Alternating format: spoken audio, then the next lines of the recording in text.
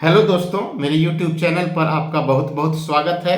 कल शिवरात्रि हम लोग जो है सो मना रहे हैं। इस शिवरात्रि के शुभ अवसर पर आज हम लोग चर्चा करेंगे कि आखिर हिंदू धर्म के अंतर्गत शिव इतने लोकप्रिय देवता क्यों हैं, है ना। आखिर वो कौन कौन सा ऐसा कारण है जो शिव को लगातार लोकप्रिय बनाए हुए है ना। हम लोग आज भी अपने समाज में देखते हैं कि लगातार शिव की लोकप्रियता बढ़ती चली जा रही है ना। अगर मंदिरों का ही निर्माण होता है तो हम लोग पाते हैं क्या कि मुख्य रूप से शिव मंदिर ही जो है सो बनाए जाते हैं। शिव की ही पूजा जो है सो लगातार की जा रही है और तेजी से शैव उपासना समाज में बढ़ भी रहा है ना। तो शिव इतने लोकप्रिय क्यों है ना। इस पर हम लोग आज जो है इस वीडियो के माध्यम से चर्चा करेंगे। ठीक है, देखिए हिंदू धर्म में हम लोग कई देवी देवताओं को जो है सो देखते हैं। सभी देवी देवताओं के कुछ अलग अलग कार्यों की सूचना भी धार्मिक ग्रंथों से हम लोगों को मिलती है ना। हम लोग पाते हैं कि शिव जो हैं तो शिव को स्वास्थ्य से संबंधित देवता जो है वो बताया जाता है, मृत्यु से संबंधित देवता जो है सो बताया जाता है। यह बताया जाता है कि अगर मृत्यु को कोई टाल सकता है ना, मृत्यु को भी अगर कोई रोक सकता है तो सिर्फ और सिर्फ शिव ही कर सकते हैं, है ना। भयंकर से भयंकर बीमारी से पीड़ित व्यक्ति को अगर ठीक करने की क्षमता है तो वो शिव में ही है ना। इस प्रकार से हम लोग शिव का चित्रण जो है वो देखते हैं। तो हमारा जो समाज है, तो आज का हमारा जो समाज है वो अपना बेसिक नीड जो है वो पूरा कर चुका है। मतलब कि दाल रोटी की समस्या जो है आज कम से कम नहीं है ना। इतना तो हमारा समाज डेवलप कर ही गया है, ठीक है, कि वो अपना बेसिक नीड जो है वो पूरा कर चुका है। तो जब एक व्यक्ति अपना बेसिक नीड पूरा कर लेता है तो वो किस चीज से डरता है, तो वह डरता है कि वो कहीं अस्वस्थ न हो जाए, उसकी कहीं मृत्यु न हो जाए। तो स्वाभाविक है कि इस कंडीशन में, है ना, शिव की उपासना समाज में बढ़ेगी। मतलब जैसे जैसे हमारा समाज संपन्न होता चला जाएगा, शिव लगातार लोकप्रिय होते चले जाएंगे और लोकप्रिय वर्तमान में भी हैं, ठीक है ना।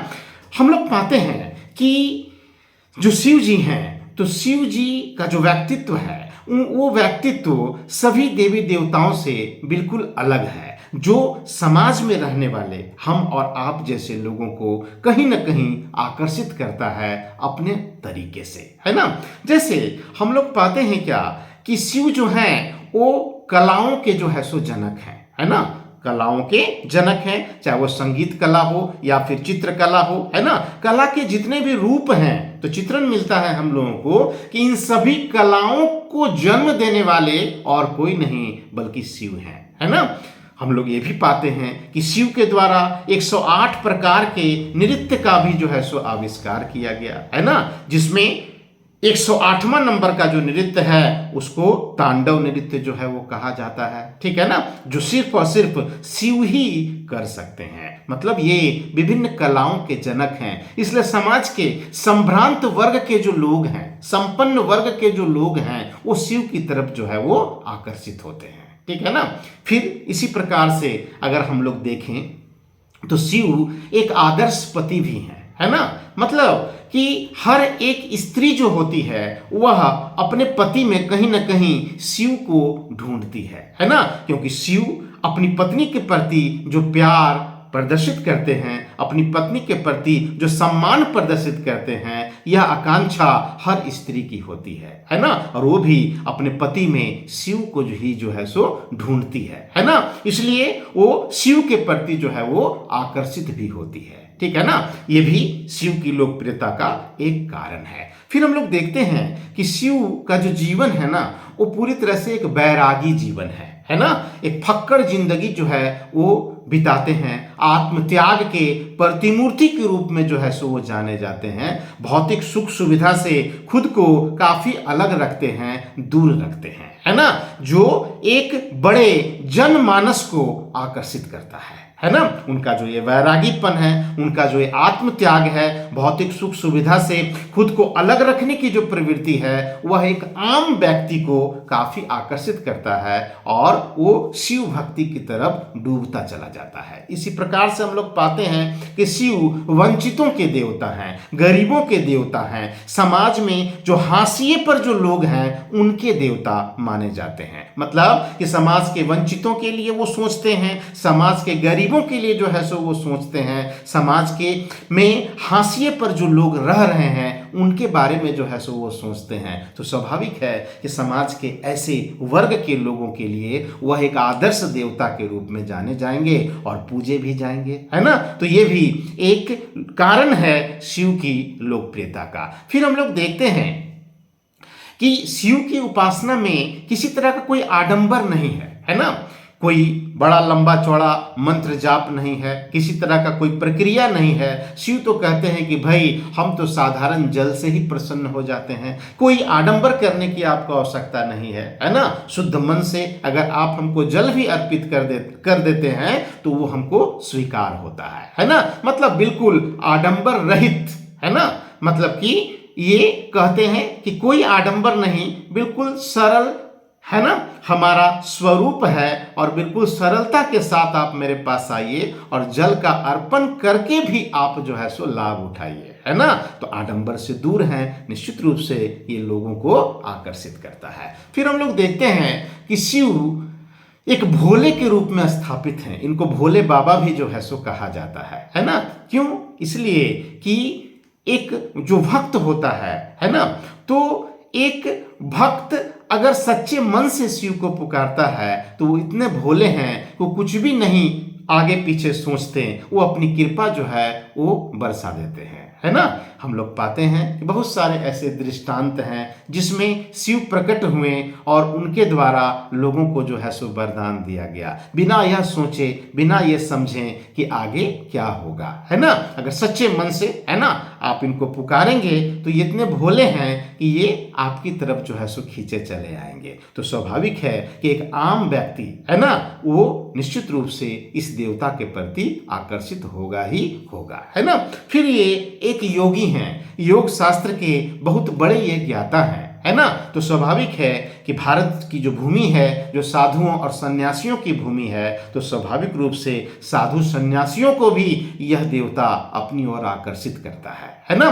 और इनको जीवन जीने का तरीका भी जो है सो सिखाता है ना। कि भाई आप अगर योगी हैं, आप अगर सन्यासी हैं तो आपका जीवन कैसा होना चाहिए, आपको किस प्रकार से अपना जीवन जीना चाहिए, किन किन चीज़ों को अपने जीवन में आपको धारण करना चाहिए, किन किन चीज़ों का त्याग करना चाहिए, यह भी यह देवता लोगों को सिखाते हैं, है ना। फिर हम लोग पाते हैं कि यह जो देवता हैं तो यह अपने भक्तों के लिए, है ना, ये ब्रह्मा और विष्णु से भी लड़ने के लिए जो है सो तैयार हो जाते हैं। कई ऐसे दृष्टांत हम लोगों को मिलते हैं जब ये अपने भक्त के लिए विष्णु से भी लड़ता हुआ जो है सो दिखाई देते हैं, है ना। मतलब कि ये अपने भक्त के लिए कुछ भी करने को जो है वो तैयार रहते हैं, है ना। ये भी इनकी लोकप्रियता का एक कारण है ना। फिर हम लोग देखते हैं कि सृष्टि में, है ना, जब जब संकट आया है ना, तो उन संकटों को हरने का काम भी शिव के द्वारा ही जो है किया गया है ना। यही वजह है कि ये नीलकंठ के रूप में भी जो है वो समाज में स्थापित है ना। कहने का कुल मतलब यही है कि शिव एक बड़े ही सरल देवता है ना। उनकी उपासना में किसी तरह का कोई आडंबर नहीं है ना। उनके पास संभ्रांत वर्ग के लिए भी है, वंचित वर्ग के लिए भी है, स्त्रियों के लिए भी है, पुरुषों के लिए भी है ना, वो अस्वस्थ व्यक्ति के लिए भी है ना। मतलब सब के लिए कुछ ना कुछ शिव के पास है जो दूसरे देवताओं में नहीं है, ठीक है ना। मतलब कि शिव एकमात्र ऐसे देवता हैं जिनके पास, है ना, वो सब कुछ है जो एक आम व्यक्ति चाहता है कि उसके जीवन में उसको मिले, है ना। और उसको देने में सिर्फ और सिर्फ शिव ही सक्षम भी हैं, ठीक है ना। यही वजह है कि शिव लोगों को जो है वो आकर्षित करता है ना। उनका अक्खड़पन, उनका फक्कड़पन, है ना, उनका जो वैराग्य है ना, उनका जो आडंबर रहित जीवन है, वह निश्चित रूप से लोगों को आकर्षित करता है। क्योंकि यही एक ऐसे देवता हैं जो बिना किसी विशेष प्रयास के भी, है ना, अपने भक्त पर प्रसन्न हो जाते हैं और उसको वरदान देने के लिए तत्पर रहते हैं, है ना। यही वजह है कि शिव वर्तमान में इतने ज़्यादा लोकप्रिय हैं और समय के साथ साथ जैसे जैसे समाज में संपन्नता बढ़ती चली जाएगी, शिव की लोकप्रियता भी जो है वो बढ़ती चली जाएगी। तो आज इतना ही, है ना। नेक्स्ट वीडियो में अलग विषय के साथ जो है सो हम लोग मिलेंगे, है ना। हम लोग एक और वीडियो बनाएंगे इस पर और हम लोग बोलेंगे, बात करेंगे कि भाई वास्तव में शिव है कौन, है ना। तो शिव कौन है, इस पर भी हम लोग जो है सो चर्चा करेंगे। फिलहाल एक देवता के रूप में इनकी लोकप्रियता का जो कारण हमको समझ में आया वो आपके साथ जो है वो हम शेयर किए। आज इतना ही, नेक्स्ट वीडियो में फिर मिलते हैं। धन्यवाद।